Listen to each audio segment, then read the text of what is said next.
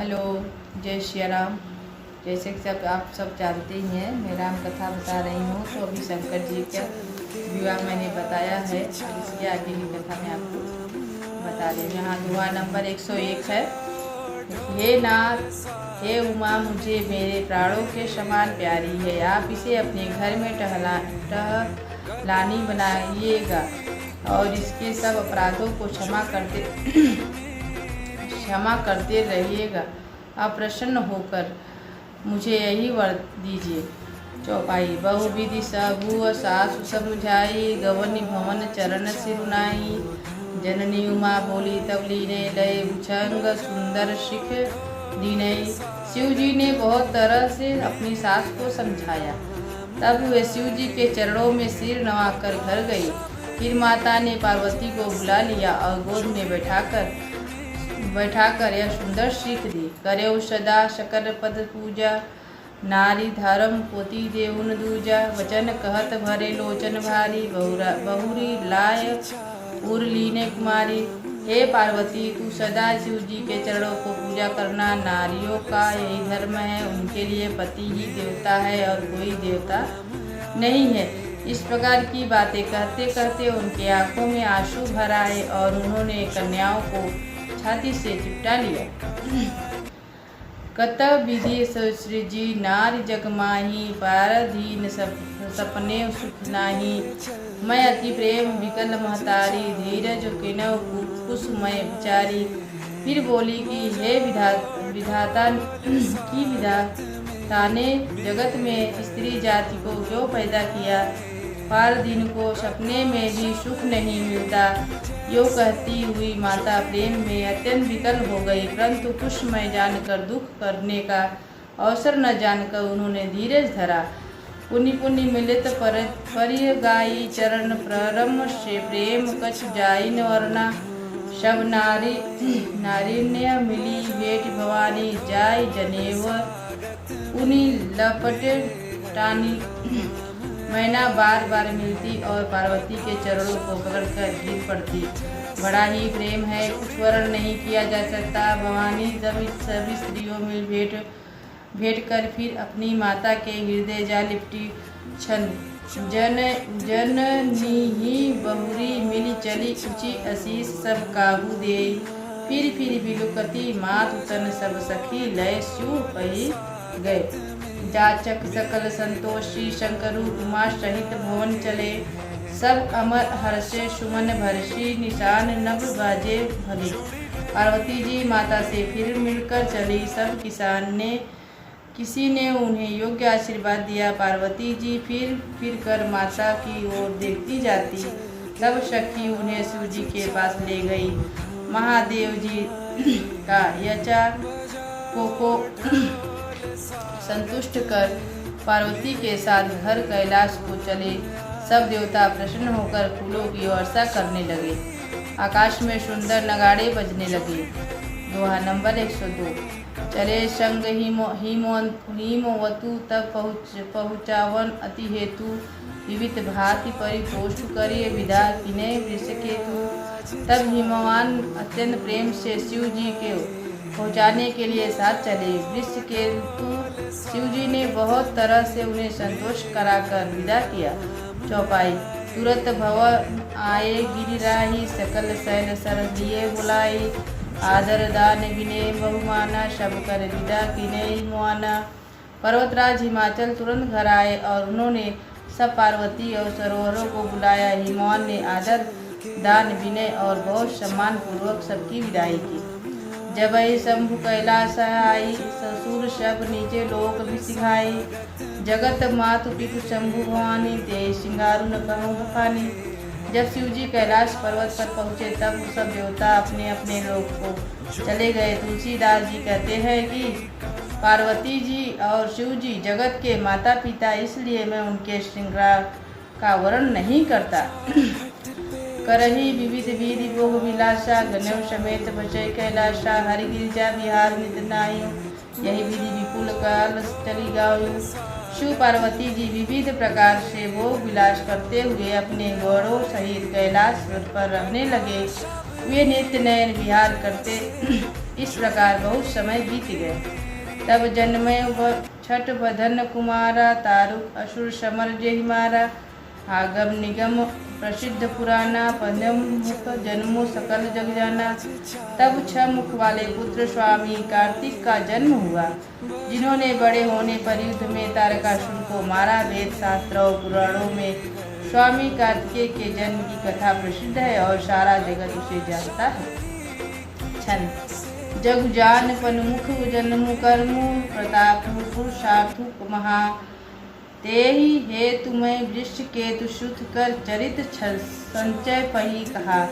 यह उमा शंभु विभावी, जे नर नारी कही जिह गावही। कल्याण काज विवाह मंगल, सर्वदा सुख भावे। शरणन स्वामी कार्तिक के जन्म कर्म प्रताप और महान पुरुषत्व को सारा जगत जानता है, इसलिए मैंने वृक्ष केतु शिव जी के पुत्र का चरित संचय भी कहा है। शिव पार्वती के विवाह की इस कथा को जो स्त्री पुरुष कहेंगे और गाएंगे, वे कल्याण के कार्यों और विवाहित मंगलों में सदा सुख पावेंगे। वह नंबर यहाँ पे सुखेंगे। चरित सिंधु गिरिजा रमन, वेद न पावही पार। वरने तुलसीदास की में अति मत गवाव। गिरिजापति महादेव चरित्र समुद्र के समान अपार है, उसका पार वेद भी नहीं पाते। तब अत्यंत मंदबुद्धि और गंवार तुलसीदास उसका वर्णन कैसे कर सकता है। चौपाई। शंभु चरित सुनि सरस सुहावा, भरत दुजा मुनि अति सुख पावा। बहु लालसा कथा पर बाड़ी, नैनी नीर वाली ठाड़ी। शिव जी रसीले और सुहावने चरित्रों को सुनकर मुनि भरत दूजा जी ने बहुत सी सुख पाया। कथा सुन के उनकी लालसा बहुत बढ़ गई, नेत्रों में जल भर आया तथा रोमावली खड़ी हो। प्रेम विवश मुख आवन वाणी, दशा टेक हर्षे मुनि ज्ञानी। अहो धन्य तब जन्मु मुनिषा, तुम्हें प्राण संप्रिय गौरीशा। हे प्रेम में मुग्ध वे प्रेम मुग्ध हो गए, मुख से वाणी नहीं निकलती। उनकी यह दशा देखकर ज्ञानी मुनि याज्ञवल्क्य बहुत प्रसन्न हुए और वे बोले, हे मनुष्य, आहा हा, तुम्हारा जन्म धन्य है। तुमको गौरीपति शिव जी प्राणों के समान प्रिय है। शिवपद कमल जिनहि रति नाही, राम ही दे सपने तो न सोहाई। बिनु छल बिखनाथ पदेव नेहु, राम भगत कर लक्षण यहु। शिव जी के चरणों कमल में जिनकी प्रति नहीं है, श्री रामचंद्र जी को सपनों में भी अच्छे नहीं लगते। विश्वनाथ शिव जी के चरणों में निष्कपट विशुद्ध प्रेम होना, यही राम भक्त लक्षण है, राम भक्त का लक्षण है। सुषम को रघुपति व्रतधारी, बिन अगुतही सती अस्नारी। पनुकर रघुपति भगति देखाई, को शिव श्रम राम ही प्रिय भाई। शिव जी के समान रघुनाथ जी की भक्ति का व्रत धारण करने वाला कौन है, जिन्होंने बिना ही पाप के सती जैसी स्त्री को त्याग दिया और प्रतिज्ञा करके श्री रघुनाथ जी की भक्ति को दिखा दिया। हे भाई, श्री रामचंद्र जी को शिव जी के समान और कौन प्यारा है। 104। प्रथम मैं कहीं शिव चरित्र बुझा, मरुहम तुम्हारा सूची सेवक तुम, राम के रहित समझ विकारा। मैंने पहले ही शिव जी की चरित्र कहकर तुम्हारा वेद समझ लिया। तुम श्री रामचंद्र जी के पवित्र सेवक हो, समस्त दोषों रहित हो। चौपाई। मैं जाना तुम्हारा गुणशील, कहूँ सुनऊँ अब रघुपति लीला। सुन मुनि आजु समागम तोरे, कहीं नाहि जाए जस सुख मन मोरे। मैंने तुम्हारा गुण और शील जान लिया, अब मैं श्री रघुनाथ जी की लीला कहता हूँ। सुनो हे मुनि, सुनो, आज तुम्हारे मिलने से मेरे मन में जो आनंद हुआ और वह कहा नहीं जा सकता। रामचरित अति अमित मुनिषा, कहे न सकै कोटि अहिसा। तदपि यथा रुद्र कहु बखानी, सुमरे गिरापति प्रभु धनुपानी। हे मुनीश्वर, रामचरित अत्यंत अपार है, 100 करोड़ों शेष जी भी उसे नहीं कह सकते।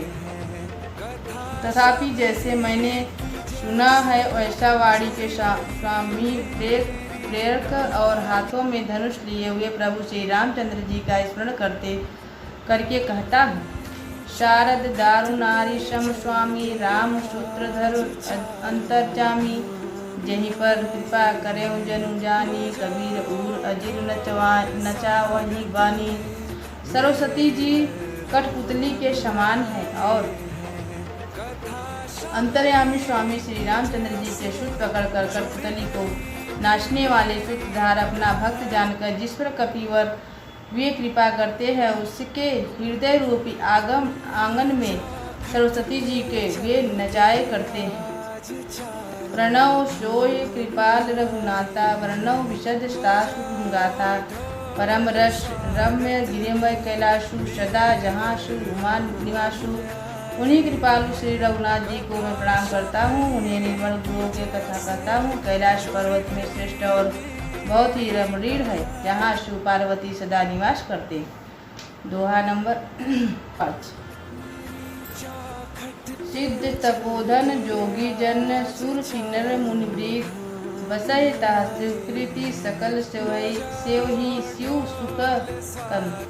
सिद्ध तपस्वी योग्य गण देवता किन्नर और मुनियों के समूह पर पर्वत पर रहते हैं, वे सब बड़े पुण्यात्मा है और आनंद कंद श्री महादेव जी की सेवा करते हैं। चौपाई।